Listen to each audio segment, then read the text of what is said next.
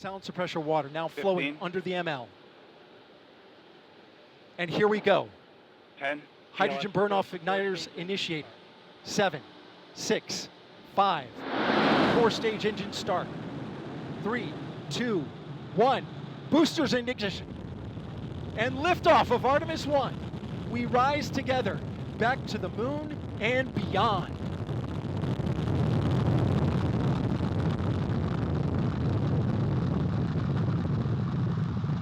All 4 RS-25 engines on the core stage and 2 solid rocket boosters now propelling the vehicle at 128 miles per hour. Hearing good control on the roll from teams in mission control. Good morning, and thank you all for staying up with us at NASA's Kennedy Space Center. I'm NASA Press Secretary Jackie McGinnis, and this morning at 1:47 a.m., NASA's Space Launch System rocket and Orion spacecraft lifted off from Kennedy's historic launch pad 39B. Orion's on its way, and it's just beginning its mission. It successfully completed a number of mission milestones so far, including the trans-lunar injection burn to put it on its trajectory to the moon. To provide you all with an update this morning, we have NASA Administrator Bill Nelson, Mike Serafin, Artemis Mission Manager out of NASA headquarters, Mike Bolger, John Honeycutt, Space Launch System Program Manager at Marshall, Howard Hugh, Orion Program Manager at Johnson, and Emily Nelson, Chief Flight Director at Johnson. It's been an incredible day, and so first I'll open it up to each of our participants to say a few words. Administrator. I was standing on the roof of the LCC with a number of astronauts, and I'm telling you, we've never seen such a tail of flame. There were a bunch there that would like to be on that rocket. And I have to say, for what we saw tonight, it's an A+. It's a test flight. Took a long time coming to get here. Last time we were on the moon, Apollo 17, and we still have a long ways to go. And this is just the test flight. And we are stressing it and testing it in ways that we will not do to a rocket that has a human crew on it. But that's the purpose, to make it as safe as possible, as reliable as possible for when our astronauts crawl on board and go back to the moon. The enthusiasm throughout, not only this Space Center, even though a lot of America was in bed asleep, it will be apparent tomorrow. And the legacy that this professional crew put together in getting us to this day over the years is a legacy that indeed has been well earned and will continue as we now explore the heavens as we go back to the moon and then we go to Mars. Thanks, Jackie. And over to you, Mike Serafin. Yeah, good morning, and thank you again for continuing to follow our program in the Artemis 1 mission. We've talked to you a number of times about our 4 mission priorities. Demonstrate the vehicle at lunar reentry conditions, demonstrate the vehicle in the spaceflight environment as priority 2, retrieve the spacecraft as priority 3, and then bonus objectives associated with science outreach and technology demonstrations. We have a priority 1 mission in play right now. We had the rocket do its job and deliver the spacecraft to the point of translunar injection. And I want to thank John Honeycutt and the SLS program for putting that priority 1 mission in play, as well as Jody Singer at the Marshall Space Flight Center and the Marshall Space Flight Center team. They did an amazing job getting us to this point, as well as our friends and family here in America's Spaceport under Janet Petro and Mike Bolger and his EGS program team and our launch director, Charlie Blackwell Thompson. They did an amazing job applying lessons learned and getting us to this point. We do have a Priority 1 mission in play because of their work. Today we got to witness the world's most powerful rocket take the Earth by its edges and shake the wicked out of it, and it was quite a sight. It's quite a sight. We're going to learn a lot more as we go. We've got 4 weeks of mission to go. We are just barely starting to scratch the surface of the Artemis program and gather data. We've learned a few things along the way, mostly that this system is performing exactly as we intended it to. We've had a few funnies along the way. We had some dropouts in the flight instrumentation on the SLS rocket. We've had some funnies and some in the star trackers, and then we had some funnies in some micro switches on the solar array wings, but the systems are performing, and we are pressing outbound toward the moon. We are going to continue to gather data as part of those mission priorities and mission objectives as we described earlier. And, speaking for myself, there's definitely relief that we're underway. But we also have a heightened sense of awareness that this mission is underway. And I personally am not going to rest well until we get safely to splashdown and recovery. So with that, I'll pass it back to Jackie. And now we can hear from Mike Bolger, the ground systems. Yeah, thank you. What an amazing day, and what an amazing launch. I'm actually envious of y'all because many of you were outside watching it, and we're sitting inside the firing room, looking through the glass panes. And it was a little bit, there's some moisture on the glass panes, and so we didn't, I think, have nearly the view that y'all had. But from everything that I could tell, it was well worth the visit here to the Kennedy Space Center in Florida to see the mission. Mike talked about the 4 priority goals that we have. I would add a 5th, and that was to prove that our ground systems and our ground team was prepared and was ready to launch this mission today, and I think they passed with flying colors. We really had a terrific day. It's been a journey for us as a ground operations team. The team has shown a ton of resilience. We've worked in a COVID environment. We've dealt with hurricanes. We've been through first-time ops, and the team has shown the resilience and the resolve to do something really special, and that's what we did today. I think a lot of us come to NASA, you kind of dream about it when you're a kid. I can't tell you how many people I work with who dream about it when they're 10 or 11 years old, and they kind of make it a point, I'm going to come work for NASA someday. And part of that reason is to make an impact or to be a part of changing the world. And I think today we did exactly that. We really helped jumpstart this nation's manned exploration program, or to keep it going, really to move further and further into the solar system. So really great day for us here, and really proud of the team today. Thank you. Thanks, Mike. Now we'll go to John Honeycutt with the SLS program. Yeah, hey, I just want to say I am envious too, like Mike talked about. But the few seconds that we did get to look out the LCC, I'm looking at this big ball of fire, and I'm thinking, it's been a little over 12 years since I got to experience this. And it's so awesome to be back in the business doing it. And we've laid the foundation for the Artemis program and many generations to come. The team just did an outstanding job. As you heard the administrator say, the rocket performed outstandingly.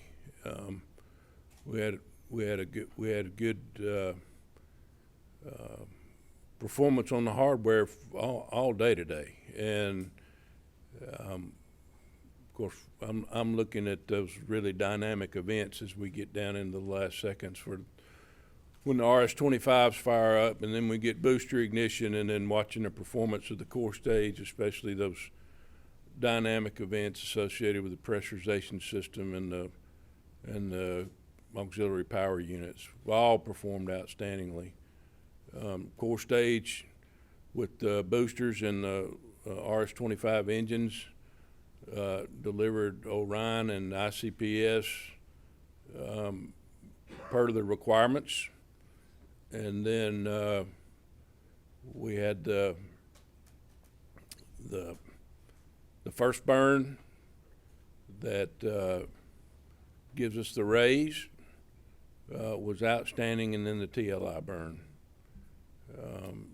performed outstandingly. So right now, I can't say I'm more proud of the way the hardware performed and even more proud of the team. Jackie? Thank you very much. Now over to Howard with the Orion program. Yeah, good evening or morning, I think, to everybody. What a terrific day we've had. First, I want to thank the gentlemen to my right, John and Mike. I mean, they're just terrific team getting us off the ground and headed to the moon. I mean, I can't thank them enough for their team's efforts. And now we get to start the journey and learning more about our spacecraft and accomplishing these missions that Mike talked about just a little bit over 26 days. And along the way, we've got the rocket, the most powerful rocket we've built at NASA, taking us to the moon. And then as we go forward, we'll have the European service module that'll be providing the power and propulsion that we need to get into lunar orbit and, of course, return safely home. And I want to also thank the European team. They worked very hard producing the European service module for us and in partnership with NASA, and certainly a great opportunity for us as we explore and learn more about the spacecraft and going forward with Artemis. And I would say personally for me, I'm one of those men that as a little boy, I dreamed of working for NASA and going beyond low Earth orbit, and today was a fabulous day for me, and I can't tell you, just thinking about watching the rocket go up and seeing Orion go head towards the moon has been a dream of mine, and today is a start of that, a great journey, I would say, for the agency and for Artemis. So thank you. Thanks, Howard. And to close this out, Emily Nelson from Johnson. Let's see, this evening we got to see a truly exciting launch that I think is the beginning of a really exciting mission. The LCC team just did a flawless job getting through tanking and getting to liftoff, and then the MCC Houston team had a seamless handover and executed the remainder of that, that ascent and up to orbit. It was really great to get to see those teams get the opportunity to use the expertise that they've developed over years of training and preparation. This mission is not only going to test the spacecraft, but it's going to test the teams as well. And you know, as we've mentioned, we've already had some opportunities to work through some of those tests, and I am fairly confident that as we progress further to the moon, we're going to run into a few more. The exciting thing about this flight is getting to see how this ship is going to behave in space, how its systems are going to react to the deep space environment. And so next step, right about now, the team is characterizing performance of the solar array structure so that we have a good understanding of how the spacecraft reacts when we do burns. And then here in several hours, we'll do our first outbound trajectory correction burn using the Orion engines so that we'll get to see how those systems behave. We'll get to characterize that performance as well. It's going to be a really exciting ride, and kind of like Mike, I'm not sure we'll get a whole lot of sleep in the next 26 days, but it'll certainly be worth it. So really looking forward to everything we're going to learn here. Back to you, Jackie. Thanks, Emily. And before we open it up for questions, we want to show you some of the first images of Earth from Orion as it heads to the moon.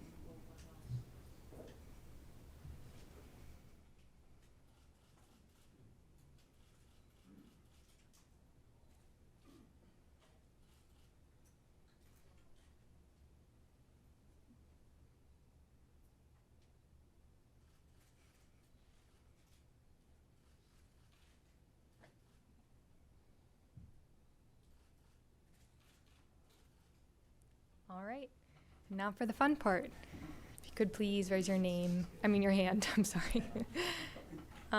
Marcia Dunn with the AP. Marcia Dunn, Associated Press for Mr. Nelson. Apollo is a tough act to follow, and looking back on what has gone before with the moon, what were your emotions at liftoff, and how do you see what happened today as going down in space history?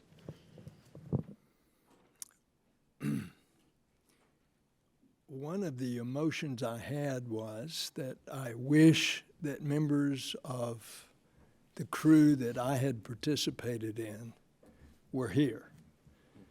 A group of professionals, the best of the best.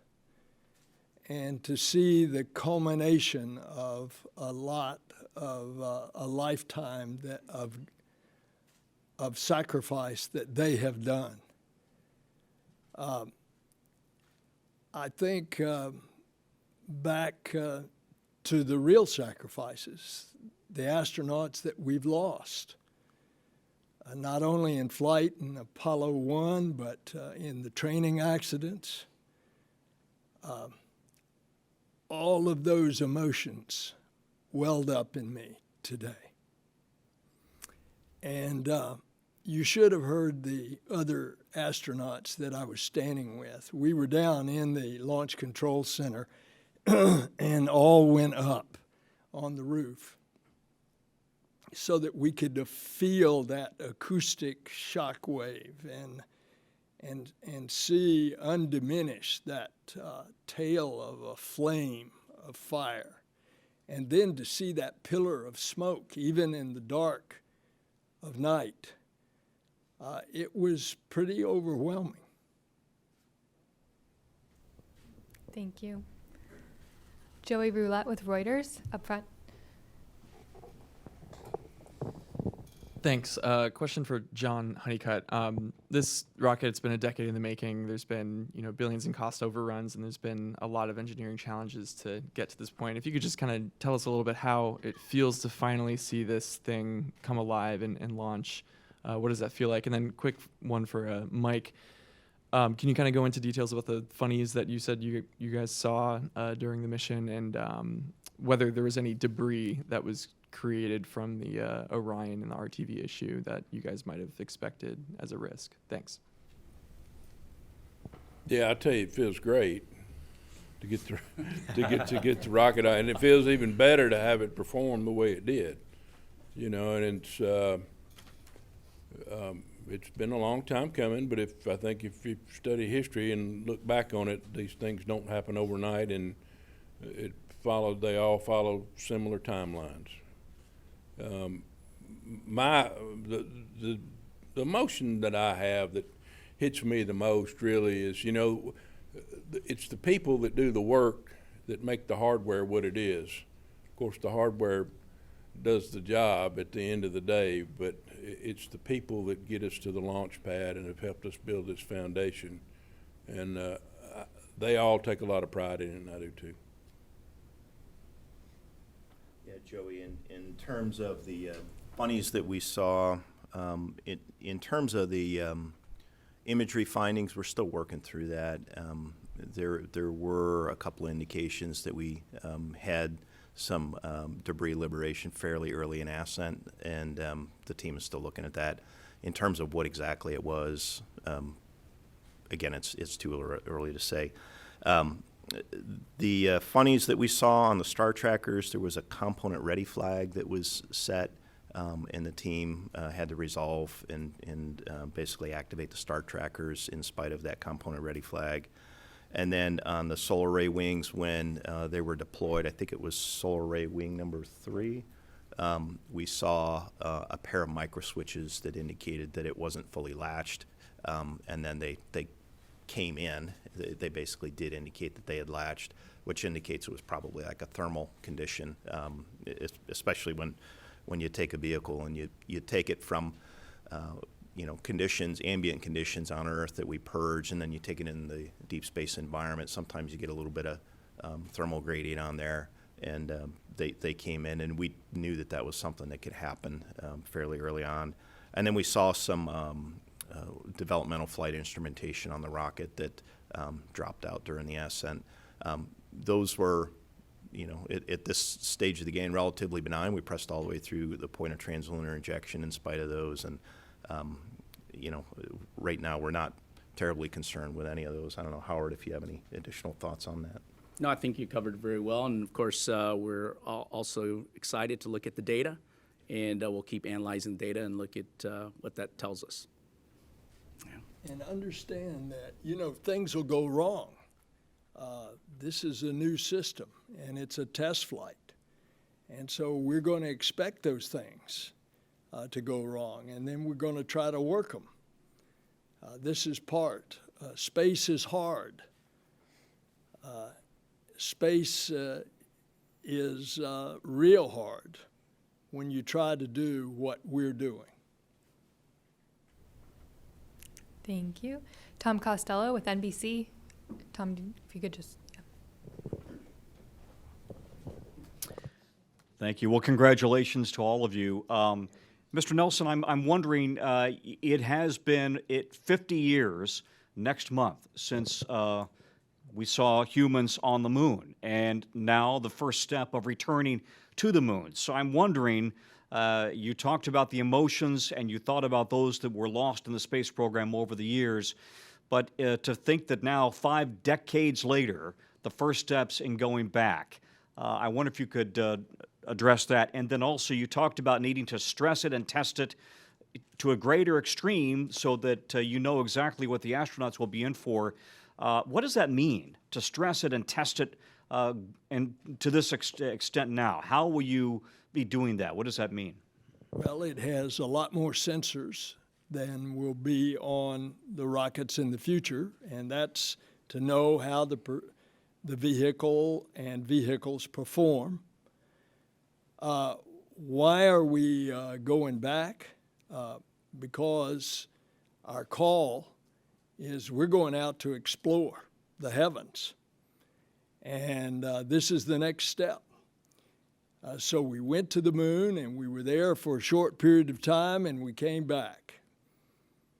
Then we had Skylab and we started to learn how to live longer in zero-G. Then we had the space shuttle and we built the space station.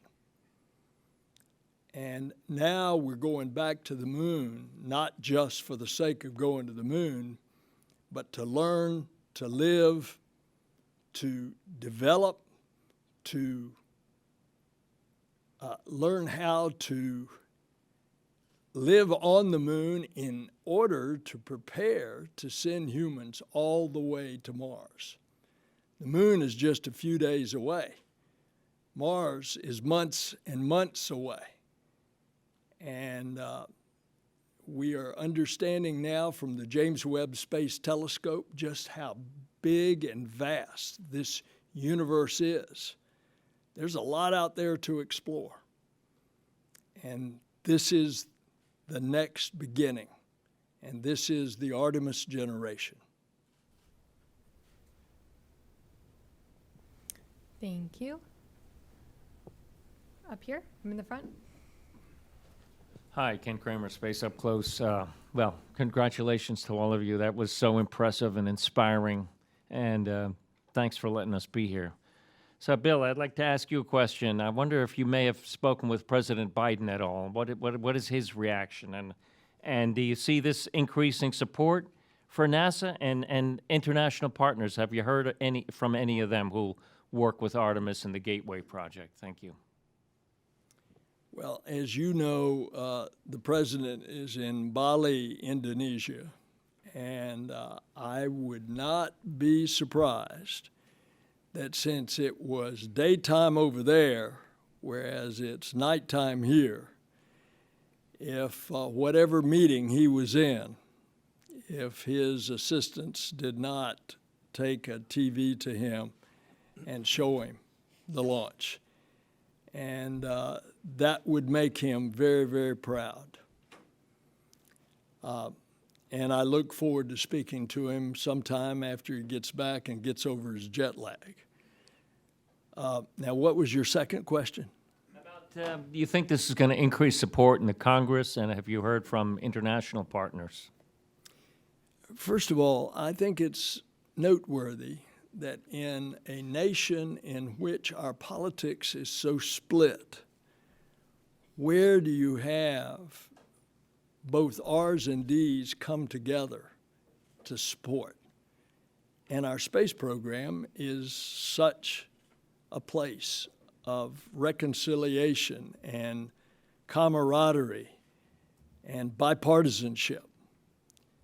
And so I think the success of this rocket and the future potential success of the mission is only going to energize the support that we have in Congress.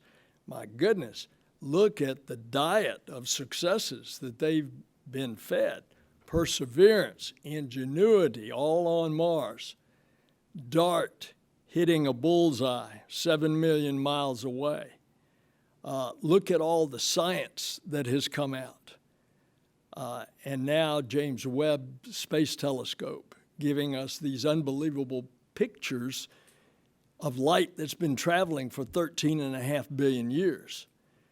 And now going back to the moon in order to go to Mars. That, I think, is going to engender a great deal of support on Capitol Hill. Next question. In the second row. Hi, Andrea Leinfelder of the Houston Chronicle. Administrator Nelson, you know, in 2010, you were essential for getting the NASA Authorization Act passed. And so you saw the legislative side, and now you've gotten to implement it, and you've gotten the rocket off the ground. So I'm curious how your perspective has changed from when you were writing the bill to when you were implementing it, you know, what that experience has been like, and if you think you would see things differently now that you've been on the implementing side. Thank you. One of the first things that I did when we got back to the buildings here was I sent a text to Senator Kay Bailey Hutchinson, who was my partner in crafting the legislation back 12 years ago. As soon as I can get their address, I will also be texting Rob Neighbors, who was an assistant in the White House to President Obama, and to Jack Lew, who was the director of the OMB at the time. He became later the chief of staff to President Obama, and then ended up as Secretary of the Treasury, to congratulate them, as I did Kay as well. That's just a speck. I mean, the congratulations goes to everybody. This team, this professionalism, that performance tonight that you saw. And so my perspective has changed because I get to see it from this point of view. However, remember back in those early legislative years, I got to see it from an inside view when I participated in the 24th flight of the space shuttle. And so this is really a gratifying time, but it's only going to get better. In 2 years, we're going to be sending humans to the moon. In 3 years, we're going to be landing on the moon. And then it's going to be a series of things, including someone mentioned earlier, Gateway, a lunar outpost, a mini space station. So Artemis 4 is actually going to go up, install Gateway in this lunar elliptical polar orbit, and then the lander is going to come and attach to Gateway, and the transfer of the astronauts will be through Gateway, the mini space station. So one thing will build on another as we prepare to go to Mars late in the decade of the 2030s. Thank you. In the second row here.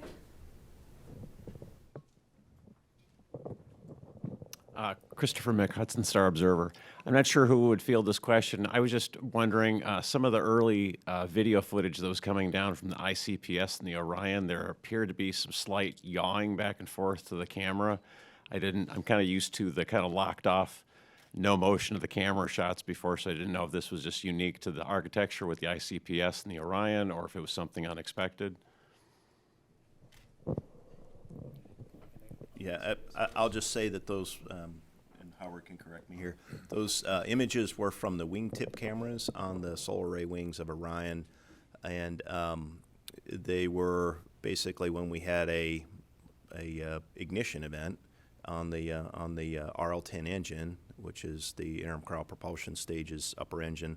We saw that during the perigee raise maneuver, but then also at the ignition and startup of the translunar injection maneuver. It's normal. We knew that that would happen. There's a reason that we position those solar arrays in a very specific position, because we do impart a load on these solar array wings, and they are fairly lengthy. Howard probably knows exactly how long the solar array wings are. I don't remember off the top of my head, but you know, there's a reason that we put those in those positions. I don't know if you have anything to add, Howard. No, I think that was very good, Mike. Thanks. Thank you. Jeff Faust with Space News in the back.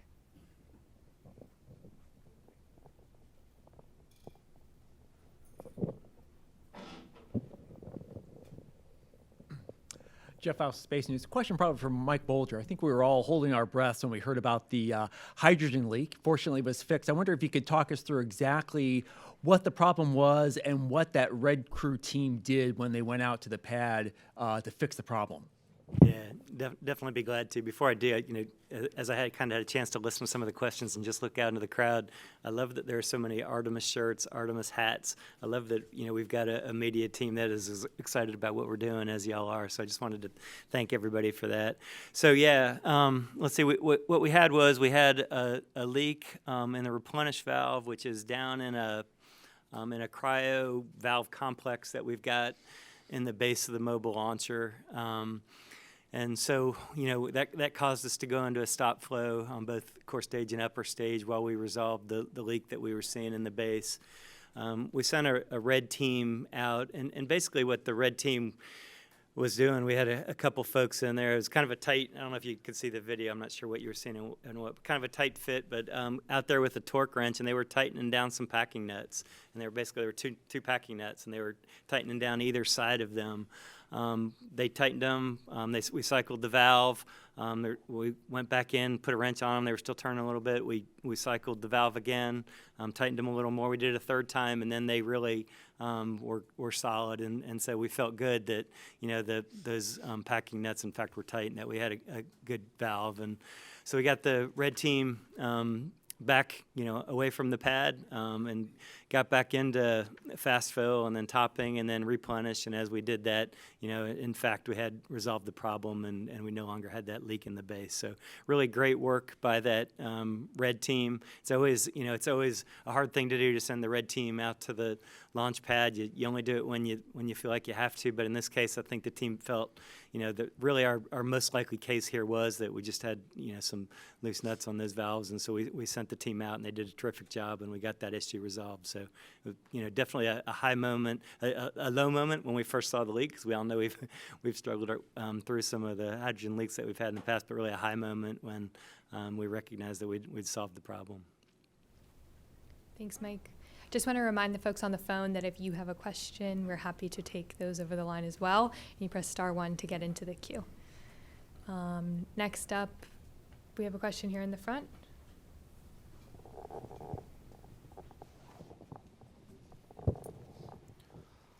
Yusuke Tomiyama, the Yomiuri Shimbun, Japanese newspaper.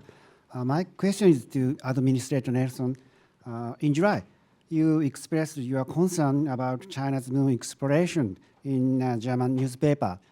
So now what do you think about China's moon exploration? And so would it be possible for U.S. to cooperate with China regarding moon exploration? Thank you. The question is, do I think that it would be possible for China and the U.S. to cooperate? I hope so, but I see no evidence of that.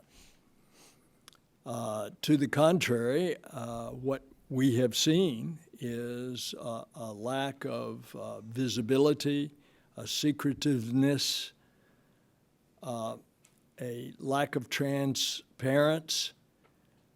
Most recently in the very successful mission, apparently, of them putting up their third stage for their space station, not having the stage on reentry saved enough fuel in order to have a control reentry, and then not sharing trajectory information. Now, fortunately, it fell in the ocean.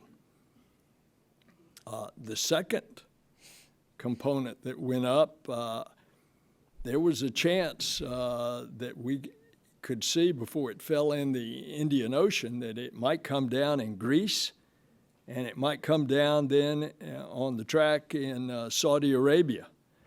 Fortunately, it came down in the Indian Ocean. So I wish I could give a more optimistic point of view. I personally talked to the Chinese ambassador, who I happened to run into at a Sunday brunch. And he said, well, we can cooperate. And I said, well, let me give you an example of something that you could do. I said, 50 years ago, we returned samples from the moon. We shared that with the international community. You have just recently returned a sample from the moon.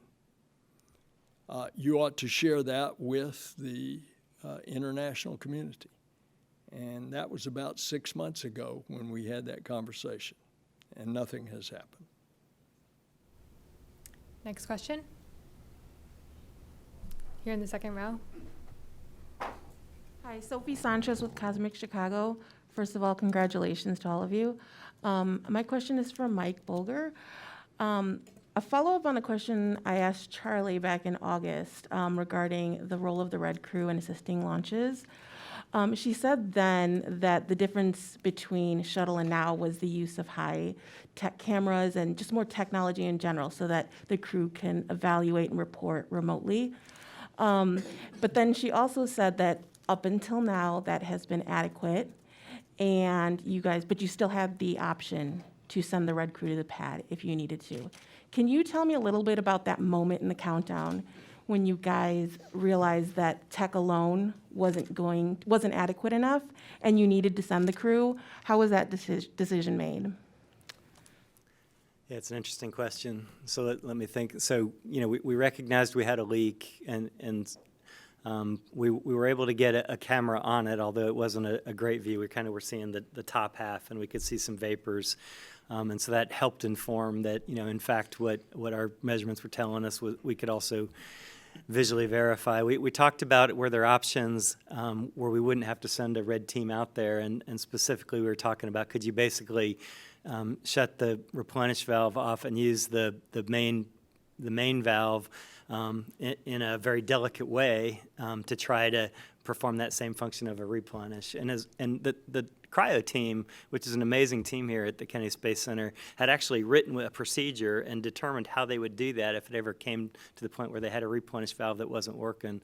But none of us really thought that was an ideal approach, particularly as we've talked about kind of needing to have this kinder and gentler loading process. We were concerned about where normally you would have you would be using a replenish valve with a much lower flow, and I would be trying to manage this issue with a different valve, which was a lot bigger. And really, as the team talked about it, I think the prevailing opinion was it's probably these packing nuts. Let's go out there and let's just put a wrench on them, and let's see if a turn of the wrench is going to resolve this issue. And when we got out there and when we got that wrench on and when it turned, we started to feel pretty good that we probably were going to be able to resolve this. So, I appreciate your question about how does technology help you, and there are so many ways that it does. And you talk about the ability to get imagery that you can never get before. There are also times when you just got to put a wrench on a nut, and you got to resolve an issue that you've got, and that's where we ended up today. Marcia Smith with Space Policy Online.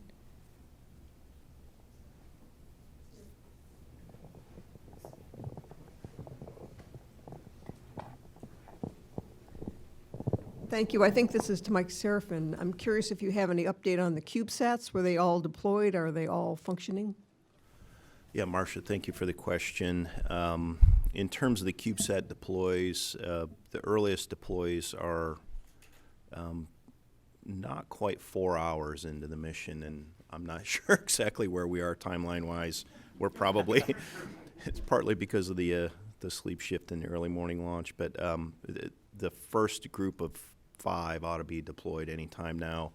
and they continue on until about 8 hours after launch. So they're starting soon, and we needed to get separated from the Orion spacecraft to expose the deployment area, and then the interim cryo propulsion stage needed a performance disposal maneuver. All that has happened, so now we're setting up for that CubeSat deployment phase, and I haven't heard of the status of those yet, but we will get an update as we get further into the mission on those. And since I have folks talking into my ear, I can tell you that they are expected to have been deployed at this time. Next question. In the second row here, in the blue shirt. Or third, sorry.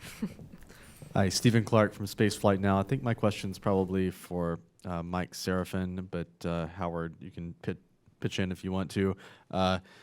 With the successful launch, I'm wondering if you could quantify or describe the amount of risk that's been retired from this mission with the successful demonstration of the Space Launch System. And looking ahead, I know the big priority one objective is getting the lunar reentry velocity at reentry and splashdown. But over the course of the outbound leg to the moon, what are some of the major test objectives that are planned over the next few days? Yeah, Stephen, that's a great question. Thank you for that question. Certainly, the Space Launch System delivering with precision to the point of translunar injection was one of the objectives, and it did exactly that. The insertion altitude we were aiming for a 975 by 16 nautical mile insertion. We got 972 by 16. That's well within the noise of a system like this. And then the vehicle delivered us to the point of translunar injection. The quote that I heard was "dead on," but there was a word inserted between "dead on" that I won't share with you here in this setting. But that just shows the precision of the system. In terms of how much risk did it retire, certainly the ascent environment, all the separation events through booster separation, the service module fairing separation, the jettison of the launch abort system, ascent with the core stage and shutting down the 4 RS-25 engines properly, jettisoning the core stage, and then the interim cryo propulsion stage doing a perigee raise maneuver, followed by a translunar injection maneuver, while you've got the deployment of the Orion solar arrays going on in proximity to it, and positioning those in time, that all of these choreographed events happen such that you do it within the load-bearing capability of the system, and then getting Orion converted off of battery power to solar array power before the batteries expired. All those things were demonstrated successfully today. And then disposal of the interim cryo propulsion stage, responsibly disposing of the interim cryo propulsion stage, as Senator Nelson was alluding to earlier. Now we flew up through the low Earth orbit and micrometeorite orbital debris band. We had 40 collision avoidance cutouts today during our 2-hour window, and the team found the right time to go because of our ability to screen through all that. We are heading outbound through the Van Allen radiation belts. Those are high periods of concentrated radiation. We are flying outbound past the Earth's magnetic field into the deep space environment where it gets extremely cold. The spacecraft loves to fly tail to sun for thermal and power production, and we've demonstrated all of that. Now we've got a lot of in-space propulsive maneuvers ahead of us. We'll demonstrate the service module. We'll demonstrate deep space command and control using the deep space network, and then we've got to set up for the second part of our priority one objective on the way home, which is the direct reentry of our brand new spacecraft with a new heat shield design, and then recover it. So we bought down a lot of risk today, but we've got a lot of mission ahead of us. As I said at the outset, we are on day 1 of a 26-day mission. And I don't know, Howard, if you have anything to add to that. Yeah, maybe I'll just add a couple more things. Mike, that was a great recap. Certainly going outbound, we're going to be testing both engines. Our main engine and of course our auxiliary set of engines as well. So that'll be very important as we do all these correction maneuvers and the big burns.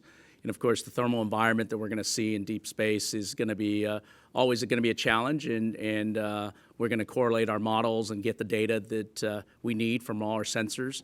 And certainly when we come back and do a re-entry, our parachutes, we've done a lot of testing on the parachutes, 27 qualification and development tests alone. And so I think, showing that at those re-entry speeds and slowing the vehicle down so we have a nice touchdown, 20 miles per hour, will be a great day.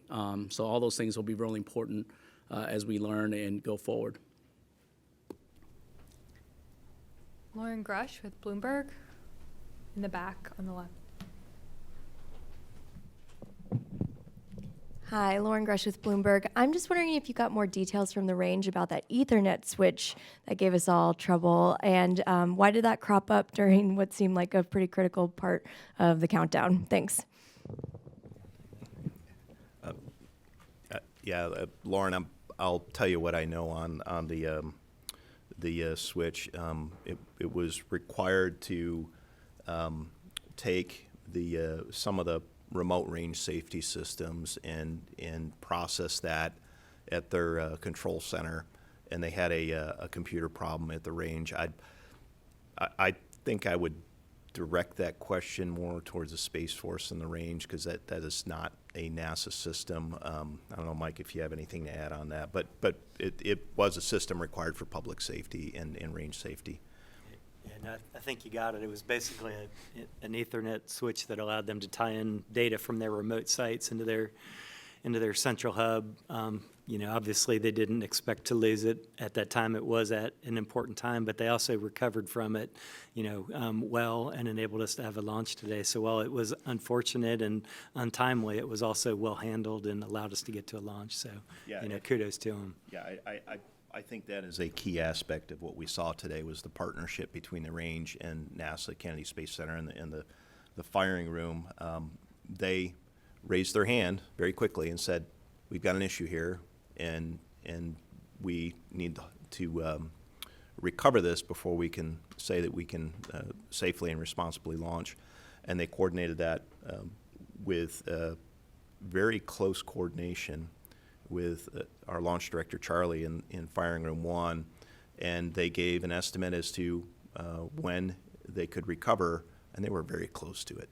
And they worked through it very methodically, and they told us every step of the way where they were in terms of the recovery, and then that allowed our launch operations team to pick up a time very close to our intended launch window open time.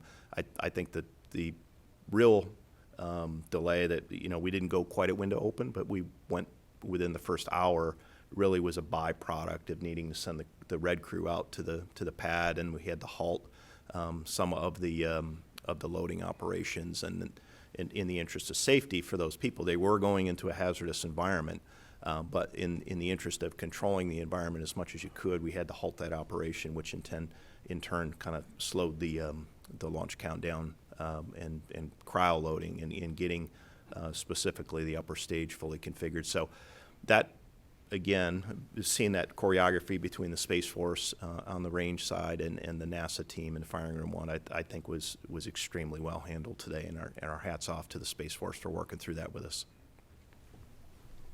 Next question. Here in front. Hi, it's Richard Knuckles from Sky. I've got a question for Emily, actually. So Bill talks about the legacy of this program, and one thing which really has struck me talking to a lot of the engineers is the amount of women involved in the behind the scenes in the Artemis program. As you were watching the launch, it must have been an immense pride, watching Charlie doing her thing.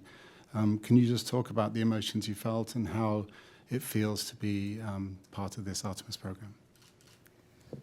Certainly. I mean, I think my emotions are matched pretty well, not only by everybody at this table, but probably everybody who was watching it, whether they were working it or not. There's an enormous amount of pride. There's a great deal of awe. And that pride is not only in the individuals that we know and our friends who have worked so hard over the number of years, who have gotten this opportunity to contribute to this great mission, but also just in the fact that we together have gotten to this place where we're going back. I wasn't here yet the last time we went, and so it's really exciting for my generation and for the Artemis generation to get the opportunity to go to the moon and beyond. The fact that if you see the photos and imagery from the last time we were there, the diversity of the workforce, the diversity of the people who had the opportunity to contribute was maybe not quite where it is today. I think that's a point of pride. But it's in no way surprising, because I think we've all grown in that direction as well. And so when I was interviewing to become a flight director 15 years ago, I made a little bit of a faux pas saying I really wanted to be here and be a flight director when we went back to the moon, and at the time that was considered, well, you can't stay in the flight director office that long. So I'm pretty glad I stuck around. If I could, I might just add to that. So, Charlie's obviously a beloved member of our team. She's the leader of our launch team. I had a tie earlier today. Charlie wears green on launch day. Charlie has something green. She does her nails green, and so the guys wore green ties today. Just to kind of support Charlie. And if it's your first launch in a new position in the firing room, after the launch, she cuts your tie. And so I don't have a tie today because she cut my green tie. And there were a lot of green ties getting cut. And it was really in support of a pretty amazing member of our team who happened to be a female. Yeah. Thank you both. Next up, we have a question on the phones from David Curley with Discovery. Thank you, Jackie. Mike Serafin, can you talk a little bit more about day 26? That's your primary goal on this mission, and the heat shield. How are you feeling about it? What will you be thinking over the next 25 days? Yeah, David, thank you for that question. As I said at the outset, we've bought down half of our priority one already through the rocket, setting up those initial conditions. We do have a long 4-week mission ahead of us, and we're just going to work it day by day, and we need to work it with vigilance, and we are going to do some extraordinarily hard stuff. We're going to fly within 62 miles of the surface of the moon and use a lunar gravity assist to insert us into what is called the distant retrograde orbit, and then shake down the spacecraft while it's out there, and then on the return fly another 62 miles from the surface of the moon and use a lunar gravity assist to send us back to Earth. And we need to do it with enough precision that we hit from 250,000 miles away. That is essentially our deorbit maneuver. We need to do it with enough precision that we don't skip back out into deep space, or that we don't come in too steep and overstress the vehicle. So there's a lot ahead of us. We're just going to work it day by day. We're actually going to share some fun stuff along the way. We're going to share imagery similar to what we did earlier today of kind of first shots of the Earth from the spacecraft. We're going to share imagery from inside the cockpit. We're going to share imagery close up of the moon. But there's a lot of hard stuff that we've got to demonstrate. And at the tail end, kind of our capstone, is going to be the high-speed reentry. We're going to come back at Mach 32, or 24,500 miles an hour. We're going to slow that spacecraft in about 20 minutes as it goes from entry interface to subsonic and parachute deployment, and then splash down in the Pacific. When we get to that point, it will signal the arrival of our deep spacecraft and human transportation, and it will show that we've got a capability in place in combination with the rocket that we've already demonstrated that puts us on a path to accomplish the rest of the Artemis manifest in front of us. So again, we've got to take it day by day. We're going to learn stuff as we go. We've got thousands and thousands of measurements and data and engineering measurements we're going to take along the way to ensure that we understand the margins, and if they're a little bit less than we thought they were, we need to take those into account before we put humans on board. So we're going to learn a lot from this mission, and and if we're lucky and we fly right down the middle, that'll be a great day. And if we learn from it, goes back to why we're having an uncrewed test flight and why we purposefully set up an uncrewed mission before we're going to fly astronauts on the next mission. Thanks, Mike. I think we're running up on our hour, but we do have time for a couple more questions in the room. Here in front. Yep.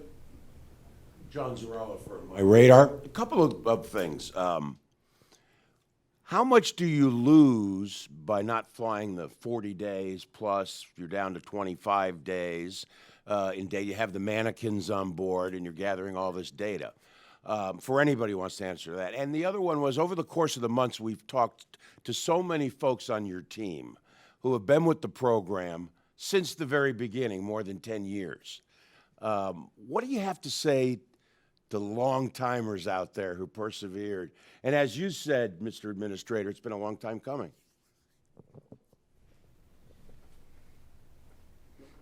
Go ahead. Start. Well, I'll answer your second question. I'm a long-timer myself, and I've been with the Orion program since the very beginning. I would say to my colleagues and the people that came before me, I mean, it is obviously a historic day for us.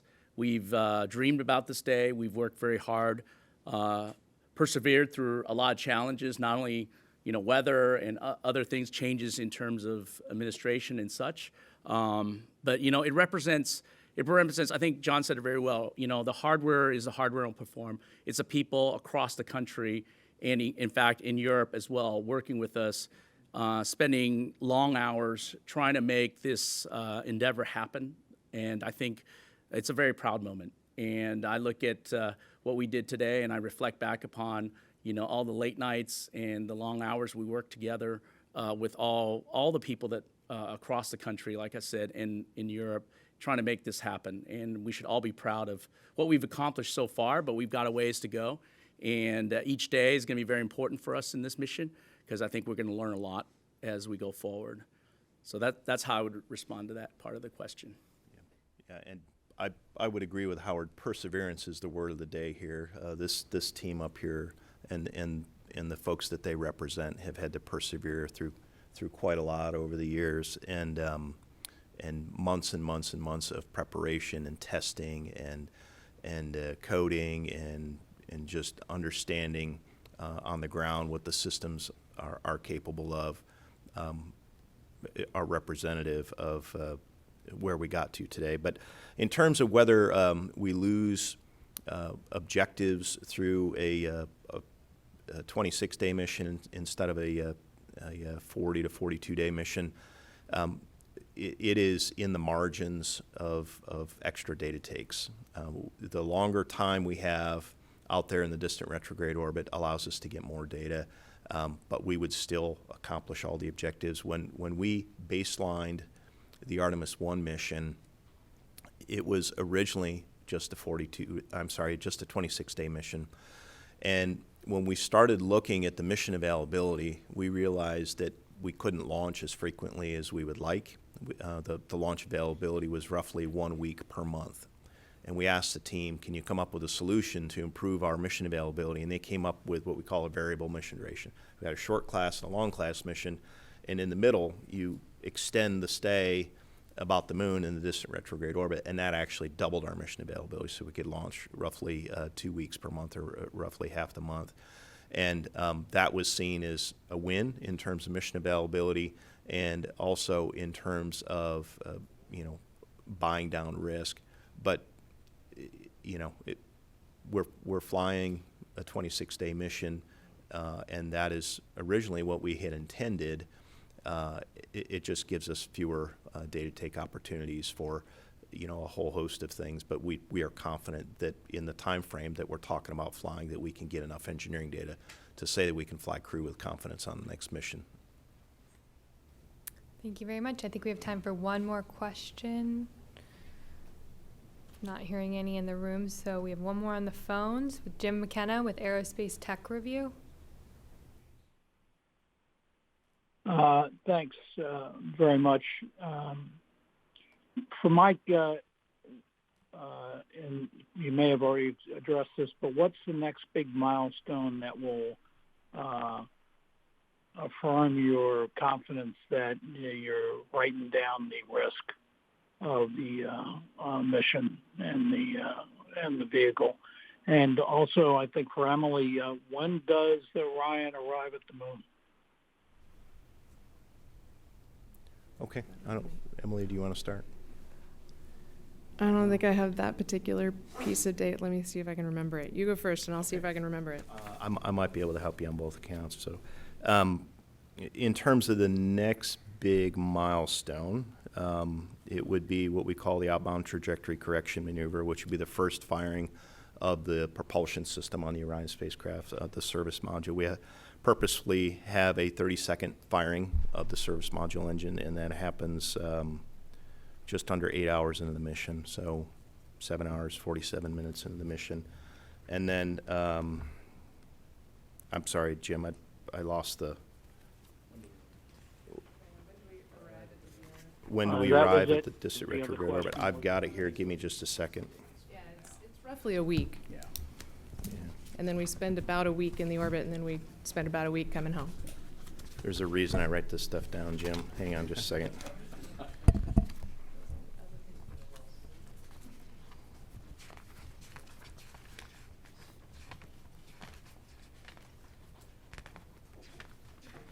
We actually issue memos on this while I'm stalling for time, just to keep everybody synchronized.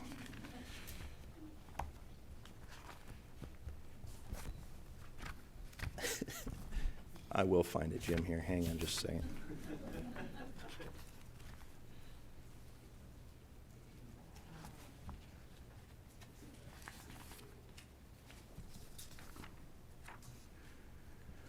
All right, so outbound powered flyby is on the 21st. It's 7:44 Eastern time in the morning. So that is the first of the two maneuver sequence that does that lunar flyby in the slingshot 62 miles from the surface of the moon. We do that behind the moon, by the way, so we're not going to see it until after the maneuver is complete. So we're kind of blind, and we'll when we get acquisition of signal on the spacecraft afterward, we'll know that the maneuver was successful. And then the second of the maneuvers for the distant retrograde insertion is on the 25th. So I guess that's the day after Thanksgiving at 4:52 p.m. So I hope that answers your question. All right, thank you all so much. That's all the time we have this morning. But the Artemis 1 mission is just beginning. And in just a few hours, we'll have live TV coverage and commentary of Orion's first outbound trajectory burn that Mike just mentioned. So stay tuned at nasa.gov/live and go Artemis. Sound suppressor water now flowing under the ML. And here we go. 10. Hydrogen burn-off igniters initiated. 7, 6, 5. 4-stage engine start. 3, 2, 1. Boosters in ignition. And liftoff of Artemis 1. We rise together back to the moon and beyond.